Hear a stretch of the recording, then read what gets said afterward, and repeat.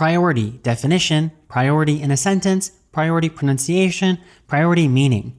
Welcome to another research paper word. American pronunciation of priority. Priority. Pri-or-ity.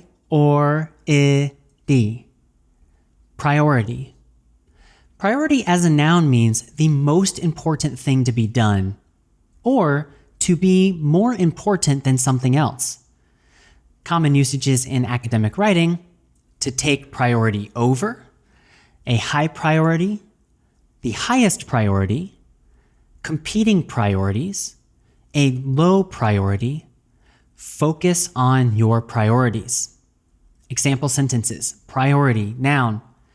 Their highest priority was to secure adequate funding before beginning the expedition.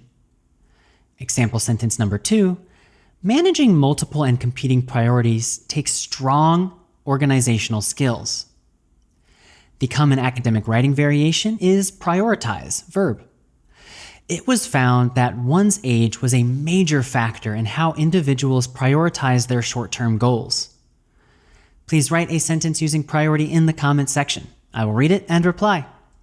Now you know the pronunciation of priority, the meaning of priority, and priority example sentences. I'll see you in the next research paper word video.